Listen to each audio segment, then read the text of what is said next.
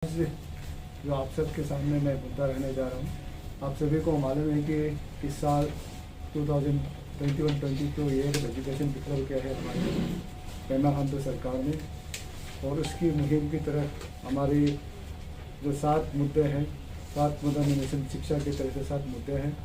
Infrastructure development of schools, technology intervention through information communications, technology and digital initiatives, teachers training, early childhood care and education centers, continuous performance evaluation of teachers and students, rationalization of teachers posting as per the notified transfer posting policy and administrative reforms। उसी के तहत आज सुबह हमारी की प्रगति की शुरुआत में हमारी माननीय मुख्यमंत्री के हाथों से आज हमारी integrated web portals and mobile application of education department को आज लॉन्च किया है। इस लॉन्च से हमें फोकल पॉइंट जो है कि हमारे नो योर टीचर्स के बारे में हम इस पोर्टल से जानकारी पूरा मिल सकते हैं। आप कहीं भी बैठिए, और पहले इसके आपको पता होगा कि हमारे कुछ महीने पहले बोगस टीचर है बोल के बहुत सा डिस्ट्रिक्ट में हमें बहुत सा चर्चा आई। उस बोगस टीचर को हटाने के लिए इस वेबसाइट में पूरे टीचर के बायोडाटा मिलेंगे। आप इस वेबसाइट से कौन से स्कूल में कौन टीचर है और क्या सब्जेक्ट पढ़ाता है उसकी पूरा बायोडाटा मिलेगा। और इससे आप इस पोर्टल की तरफ से आपको ये भी ऑप्शन है कि आप उसमें सजेशन भी दे सकते हैं और कंप्लेंट भी कर सकते हैं कि कहीं में टीचर बोगस टीचर है या टीचर नहीं है। और इसके माध्यम से हम अपने डिपार्टमेंट पूरी टीचर को ये कर सकता है। साथ ही साथ आपके जो टीचर्स की जितना भी कहीं में भी हो, चाहे वो सर्व शिक्षा का टीचर हो या रेगुलर टीचर हो या हमारे एलिमेंट्री एजुकेशन का हो या स्कूल एजुकेशन का हो या हायर एंड टेक्निकल एजुकेशन का हो या हमारे दायित्व SRT का टीचर हो, सभी का इस पोर्टल में हमें पूरा टीचर को अपलोड किया गया है। और साथ ही साथ आने वाले समय में और जितने भी हमारी डिपार्टमेंट ऑफ एजुकेशन में हमारे जितने भी एम्प्लॉय है, पियोन से लेकर डायरेक्टर तक और सेक्रेटरी तक, सबकी इसमें पोर्टल में आ जाएगा, बायोडाटा आ जाएगा कि कोई भी स्टाफ को कहीं में भी हो तो उसकी हमें जानकारी मिलेगा। ये है मेन मुद्दा। और मैं अपने कमिश्नर के कुछ इसके बारे में चर्चा के बारे में कुछ बोलने को करूँगा। थैंक यू सो मच कि आप लोग यहाँ पे आए। ये हमारे लिए बहुत अच्छा दिन है बिकॉज हमारी आज वेबसाइट लॉन्च हो रही है जिसमें आपको एजुकेशन डिपार्टमेंट से रिलेटेड सारी इंफॉर्मेशन एक जगह देखने को मिलेगी। आप इसमें देख पाएंगे कि जितनी भी हमारी स्कीम्स हैं, हमारे डिपार्टमेंट के सर्कुलर्स हैं, कोई इंस्ट्रक्शंस ऑर्डर्स हैं, वो तो आपको दिखेंगे ही दिखेंगे। इसके अलावा हम एक student portal, teachers portal create करने जा रहे हैं इसमें, जिसमें आपको टीचर और स्टूडेंट से रिलेटेड भी हर इंफॉर्मेशन आने वाले वक्त में देखने को मिलेगी। जैसे हम स्टूडेंट को ट्रैक कर पाएंगे, स्टूडेंट्स का सारा डेटा डाल पाएंगे, कभी हम उनकी रिपोर्ट कार्ड्स डालने की सोचेंगे, और टीचर्स का हम लोग सारा सर्विस बुक, सारा रिकॉर्ड्स इसमें डालेंगे। जो एक चीज़ हमने इमीडिएटली इसमें की है वो ये है कि हमने नो योर टीचर करके पोर्टल इसमें एक फील्ड लॉन्च की है। हमारे स्पेशल सेक्रेटरी साहब अभी आपको इसको रन थ्रू करके दिखाएंगे भी। तो उसमें आप कभी भी स्कूल का नाम डालें या आप टीचर का नाम डालें तो आपको उसकी सारी डिटेल्स विद फोटोग्राफ्स, कब से वो उस प्लेस ऑफ पोस्टिंग पर हैं, उनका पूरा रिकॉर्ड देखने को मिलेगा। तो अगर किसी को लगता है कि कोई घोस्ट टीचर है तो आप उसके रिकॉर्ड को चेक करें, देखें कि वो एक्चुअली टीचर है कि नहीं हमारे साथ। और अगर आपको लगता है कि इस स्कूल में कौन कौन एक्चुअली टीचर्स हैं तो वो आप स्कूल का नाम डालेंगे तो आपको उनके सारे टीचर्स का डिटेल मिल जाएगा। अल्टीमेटली क्या है कि टेक्नोलॉजी के यूज से ही मॉनिटरिंग को बढ़ाने का ये एजुकेशन डिपार्टमेंट का एक प्रयास है जिसको हम करने की कोशिश कर रहे हैं। सो ये आपको आज देखने को इसमें मिलेगा। इसके अलावा एक अब आप education.arunachal.gov.in पे जाकर एजुकेशन डिपार्टमेंट की सारी इन्फॉर्मेशन, सब फोटोग्राफ्स, इवेंट्स के बारे में जान पाएंगे। So thank you so much. और मैं अपने स्पेशल सेक्रेटरी साहब से रिक्वेस्ट करूँगी कि वो हमें रन थ्रू दिखाएं। जो वेबसाइट में कंटेंट है that is available in mobile application also, so that can be downloaded from this website itself. तो जैसा कि हमने बताया कि इसमें नो योर टीचर का एक हमने मॉड्यूल बनाया है जो कि काफ़ी इम्पोर्टेंट है, जिससे हम ये कह रहे हैं कि प्रॉक्सी टीचर के इशू को ये काफ़ी हद तक एड्रेस करेगा। तो हमने यहाँ 2 ऑप्शन दिए हैं। आप स्कूल को डिस्ट्रिक्ट वाइज भी सेलेक्ट करके ढूंढ सकते हैं, वहाँ के टीचर्स के बारे में जान सकते हैं, या फिर इस टीचर का नाम पता है तो भी आप टाइप कर सकते हैं। अगर एग्जाम्पल के तौर पे मैं आपको बताऊं तो कैपिटल कॉम्प्लेक्स में अगर मैं हायर सेकेंडरी स्कूल अरुणोदय में जानना चाहता हूँ कि कौन टीचर्स पढ़ा रहे हैं। तो आप यहाँ देखेंगे कि ये सभी टीचर्स जो वहाँ पर हैं उनकी सब लिस्ट आ गई है। तो यहाँ पर आप किसी का भी अगर ये खोल के देखेंगे तो आप देखेंगे कि यहाँ पर ये डिटेल्स आती है। तो ये जो मैडम है इनका नाम है अजीता सोमन, ये मैथमेटिक्स की टीचर है टीजीटी सेकेंडरी स्कूल, और ये अरुणोदय के अंदर पढ़ाती है। और हमने जनरल पब्लिक के लिए ये भी बताया कि इन्होंने कब वो स्कूल ज्वाइन किया है। तो इन्होंने 2016 में वो ज्वाइन किया है स्कूल। तो इसी तरह आप बाकी टीचर्स के बारे में बाकी स्कूल और नाम भी डाल के यहाँ पे चेक कर सकते हैं। फॉर एग्जाम्पल अगर हम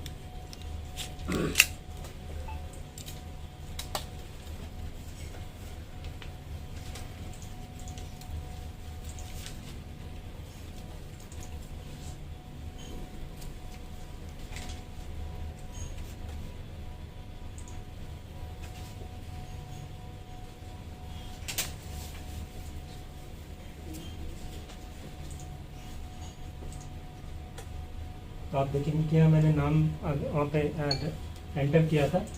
तो हम नाम से भी वो सेलेक्ट कर सकते हैं और टीचर को फाइंड कर सकते हैं। तो ये मेजर ऑप्शन दिए हैं। इसके साथ में जैसा अभी मिनिस्टर सर ने बताया, हमने इसके अंदर एक और ऑप्शन दिया है रिपोर्ट करने के लिए। अगर आपको लगता है कि यहाँ वो टीचर नहीं है या जेनेरिक इशू कोई डिपार्टमेंट से रिलेटेड है, तो आप अपना मोबाइल नंबर यहाँ एंटर करके ये जो ऑथेंटिकेशन हम करवा रहे हैं मोबाइल से, इससे ये होगा कि हमें सिर्फ जेन्युइन कंप्लेंट्स आएगी, रैंडम कंप्लेंट्स हम यहाँ से फिल्टर आउट कर देंगे। तो आप अपना वैलिड फ़ोन नंबर डाल के हम एक फॉर्म आपको दिखाएंगे। वो फॉर्म में आप अपना इशू और जो आपका सब्जेक्ट ऑफ द मैटर है वो डालिए। अपना ईमेल आईडी भी ऑप्शनल है, डाल सकते हैं, ताकि हम आपको ईमेल पे भी रिस्पॉन्ड कर सकते हैं। जहाँ जहाँ नेटवर्क नहीं है, जो दूर दराज है, उनको भी DDSE को बोल के जो टीचर को और डिस्ट्रिक्ट हेडक्वार्टर में आके उसको अपलोड करना पड़ेगा, जितने भी टीचर जहाँ नेट नहीं। अभी भी हमारे 17,000 प्लस टीचर्स में से अराउंड 14-15,000 ने अपना डेटा डिस्ट्रिक्ट से ही अपलोड किया है। So अभी तक हम लोग 14,000 प्लस टीचर का यहाँ डाटा है जो उन्होंने खुद ऑथेंटिकेट किया है, खुद अपलोड किया है।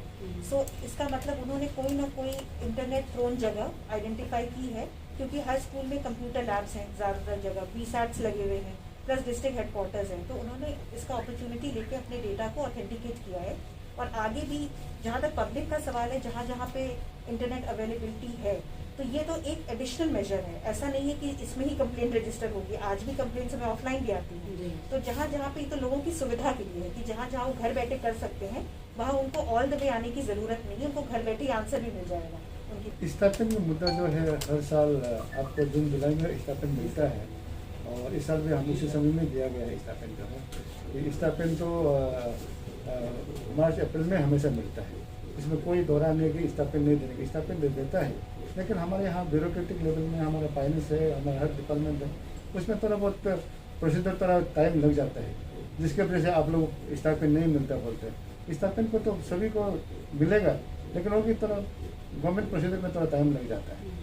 और इसमें एक और पॉइंट है कि जो हमारा डेटा चाहिए होता है हमें बेनिफिशरीज का, उसका भी टाइमलाइन होता है। स्कॉलरशिप्स के लिए फॉर एग्जांपल पोर्टल में लास्ट डेट होती है टू फिल द रिकॉर्ड्स, उसके पहले हम प्रोसेस भी नहीं कर सकते। सो वो करते करते ही कई बार फाइनेंशियल ईयर एंड आ जाता है, उसके बाद हम प्रोसेस शुरू करते हैं तो हमें 1-2 महीना क्लियरेंसेज लेने में लगता है, बस उतना ही टाइम लगता है। उसके बाद तो हम पोर्टल के थ्रू पे करते हैं, MSP portal. No, even government school we have already started smart classes. There almost all the higher secondary school, smart classes are there.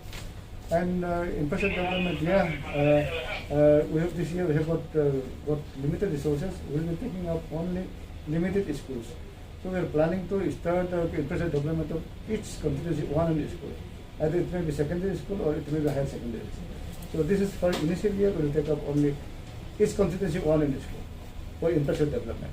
Or smart class, yes, digitalization, everything is there. It will also come in this Mission Shiksha and this year of education. Yeah, that is service provider is the border area and all the difficulty there. Last time also we had a lawsuit making with the service provider, BSNL and Airtel and all. But in case of Arunachal, our vast area, topography is very, very difficult. So here in rural area, we have seen that online is very difficult. But for that we have started the worksheet. We have prepared worksheet and we have distributed to all rural area worksheet systems. And wherever district headquarters, there is no problem.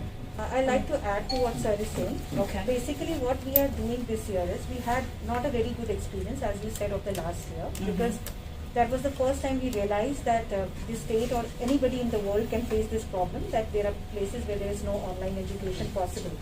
So this year what we have done is, as of now, since we are in the initial part of the academic session, so we are waiting for some time that whether we actually have to open the schools in the times to come, because there are a lot of requests coming in from the remote areas where the pandemic is less, where the teachers are available in the schools, where parents are not able to teach themselves, the students at home. The requests are pouring in to open the schools also, where the enrollment is also less. So we are in continuous touch with the health department that we should be allowed to open schools in such areas if there is no harm and the positivity rate is very low, or it is not in that basti, not in that village, so we can probably think on those lines. So this is one strategy we are working on with the health department. The second strategy is that we this year are in the way of promoting the homeschooling to the community. What the places where we cannot ask the teachers to go home, we have requested APSU also, we have requested a lot of organizations, you please send us the list of volunteers, youth volunteers or anybody who is willing to teach free of cost. So in that community, if somebody is willing, we will give them a group of 2-3 students or tie up with the homes so that they can actually with the help of textbooks which are being made available to students, they can actually go in for homeschooling so that some education is going on. This is a strategy where the places where there is no homeschool, where there is no online classes are possible. And the areas where the online classes are possible, we are going to promote it in a big way, because we all have realized that this technology has become a way of life for us. Even now, for us also, we used to go to offline meetings all over the country, all over to Delhi also. Now we are doing online. So where it can be done, we are promoting that. So this is a strategy at the moment. Of course, our strategy keeps on changing with the flow of the pandemic and with the flow of the situation. We have asked APSU to give us the list of volunteers. Once they give us the volunteers, we will correlate with the area. So because I can identify as of now the hardware. This is on the initial stage. Yes. We are discussing it. Because we were willing to open schools in some areas, but that is not working out because, as we know, the pandemic is increasing in few areas and the health is also not allowing us. Yeah, actually, when we talk about smart classroom, we sometimes confuse with internet-based classroom. Internet-based classroom has nothing to do with smart classroom. Smart classroom is a class where you have the e-content available, you have the computer devices available, and this is. Now, under the lot of schemes of Government of India, things like Kian, things like lot of e-content material has been given. The problem is many schools have not opened it. That's what we have been asking our head of institutions and DDSCs to check, to continuously check that whether it is not wrapped and put in one corner so that that school is not benefiting. But through EDSIL, through CMSSY and through a lot of other schemes, it has been given. So most of the schools have it. Only thing is they are not having the idea to use it. So this we are promoting this year. Whatever is there, we have taken data from all the schools now. Started with higher secondary and secondary. We have taken data that what all you have. We have given them a whole list of things. Tinkering lab, smart classroom, what ABCDZ, whatever you have. You tell us your inventory first. So they have come up with their inventory. Our teams for Mission Shiksha are in the field at the moment when we are talking here. They are cross-checking all those things, what they have and not, and then we will strategize for each school. So Mission Shiksha, of course, this is an year of education, but this is a beginning. This has to be a continuous. Thanks for watching. Please subscribe and hit the bell icon.